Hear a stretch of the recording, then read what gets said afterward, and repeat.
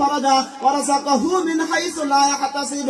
রাসূল সাল্লাল্লাহু আলাইহি ওয়াসাল্লাম তিনি বলেন, যে ব্যক্তি পাবন্দের সহিত, যে ব্যক্তি গুরুত্ব সহকারে ইস্তেগফার পাঠ করবে, আস্তাগফিরুল্লাহ আস্তাগফিরুল্লাহ আস্তাগফিরুল্লাহ আস্তাগফিরুল্লাহ, পাবন্দের সহিত গুরুত্ব সহকারে ইস্তেগফার পাঠ করবে, রাসূল সাল্লাল্লাহু আলাইহি ওয়াসাল্লাম তিনি বলেন, প্রত্যেক অসুবিধায় রব্বুল আলামিন মুক্তির পথ তিনি করে দেবেন। আপনাদের প্রত্যেক অসুবিধা রব্বুল আলামিন মুক্তির পথ করে দেবেন, মুক্তির একটা ব্যবস্থা তিনি করে দেবেন। আপনার যত বিপদ আসুক না কেন, সমস্ত বিপদে রব্বুল আলামিন মুক্তির পথ তিনি করে দেবেন। তার কি করতে হবে? আপনার আস্তে আস্তে ইস্তেগফার পড়তে হবে। আস্তাগফিরুল্লাহ আস্তাগফিরুল্লাহ আস্তাগফিরুল্লাহ আস্তাগফিরুল্লাহ আস্তাগফিরুল্লাহ আস্তাগফিরুল্লাহ। হযরত হাসান বসরি রাহমাতুল্লাহি আলাইহি, তার কাছে একজন ব্যক্তি যে বলতে, হুজুর আমাদের এলাকার মধ্যে বৃষ্টি হয় না, আমাদের এলাকার মধ্যে বৃষ্টি হয় না, আমাদের এলাকার মধ্যে সমস্ত ফসল নষ্ট হয়ে যাচ্ছে, আপনি আমাদের কিছু তাবিজ দেন, আপনি আমাদের কিছু তদবির দেন। হুজুর বললেন, তুমি বসো। হাসান বসরি রাহমাতুল্লাহ আলাইহি, তার কাছে আরেকজন ব্যক্তি আসলো, সে বলতে, হুজুর আমার টাকা পয়সা নাই, আপনি আমাকে একটা তাবিজ দেন। হাসান বসরি রাহমাতুল্লাহ আলাইহি বড় একজন বিখ্যাত আলেম এবং বুজুর্গ ছিলেন, আল্লাহর ওলি ছিলেন। তিনি ওই ব্যক্তিকে বললেন, তুমিও পাশে বসো। আর একজন ব্যক্তি এসেছেন, সে বললেন, হুজুর আমার ছেলে সন্তান হয় না, আপনি আমাকে একটা তাবিজ দেন। হাসান বসরি রাহমাতুল্লাহ আলাইহি তিনি বললেন, তুমি ওইখানে বসো। তিনজন ব্যক্তি লাইন দিয়ে বসেছে। তিনজন ব্যক্তিকে হাসান বসরি রাহমাতুল্লাহ আলাইহি তিনি লক্ষ্য করে বললেন, তোমরা তিনজন ব্যক্তি ইস্তেগফার সর্বক্ষণ পাঠ করতে থাকবে, তোমরা সর্বক্ষণ ইস্তেগফার পাঠ করতে থাকবে। তোমার ছেলে সন্তান হয় না, তুমি সর্বক্ষণ ইস্তেগফার পাঠ করবা, রব্বুল আলামিন তোমাকে ছেলে সন্তানের ব্যবস্থা করে দেবে।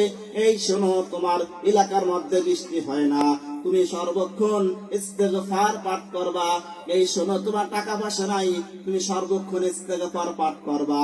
যদি পাঠ করো, রব্বুল আলামিন তোমার টাকা পয়সা ব্যবস্থা করে দেবে।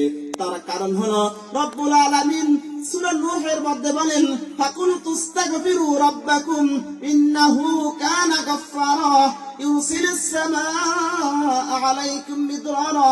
যে ব্যক্তি ইস্তেগফার পাঠ করবে, রব্বুল আলামিন আকাশ থেকে বৃষ্টির ব্যবস্থা করে দিবেন। বলেন সুবহানাল্লাহ। ওয়া ইউমদিদুকুম বিআমওয়ালি ওয়া বানিন।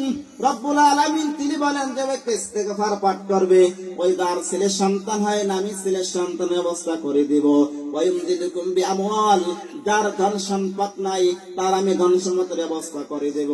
ওয়া ইউমদিদুকুম বিআমওয়ালি ওয়া বানিন, যার ছেলে সন্তান নাই, তার ছেলে সন্তানের ব্যবস্থা আমি রব্বুল আলামিন করে দেব। যে ব্যক্তি পাবন্দের সহিত, যে ব্যক্তি গুরুত্ব সহকারে ইস্তেগফার পাঠ করবে। আমার বাবারা সামনে যারা বসে আছেন, আপনাদের বয়স এখন শেষের পথে, এই জন্য সর্বক্ষণ যখন ফাঁক পাবেন কাজের, আস্তাগফিরুল্লাহ আস্তাগফিরুল্লাহ আস্তাগফিরুল্লাহ আস্তাগফিরুল্লাহ সর্বক্ষণ পাঠ করতে থাকবেন। রব্বুল আলামিন কোরআনুল কারীমের মধ্যে বলেন, ওয়া মা কানা আল্লাহু লিউআযযিবাহুম ওয়া আনতা ফীহিম ওয়া মা কানা আল্লাহু মুআযযিবাহুম ওয়া হুম ইস্তাগফিরুন। রব্বুল আলামিন তিনি বলেন, যে এলাকার মধ্যে মানুষেরা ইস্তেগফার পাঠ করে, যে এলাকার মধ্যে মানুষেরা সর্বক্ষণ ইস্তেগফার পাঠ করে, আমি রব্বুল আলামিন ওয়াদা করলাম, আমি এলাকার মধ্যে কখনো আযাব আমি দেব না, ওই এলাকার মধ্যে আমি কখনো আযাব দিব না।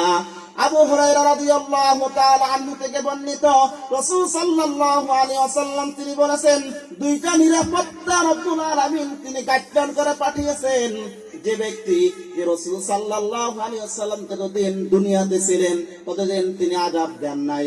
আর একটা নিরাপত্তা হলো, যে এলাকার মধ্যে, যে বাড়ির মধ্যে, যে রাস্তার মধ্যে, যে ইউনিয়নের মধ্যে, ওয়ার্ডের মধ্যে গুরুত্ব সহকারে আস্তাগফিরুল্লাহ যারা পাঠ করবে, রব্বুল আলামিন তিনি বলেন, আমা কানা আল্লাহু লিউআযযিবাহুম ওয়া আনতা ফীহিম আমা কানা আল্লাহু মুআযযিবাহুম ওয়া হুম ইস্তাগফিরুন।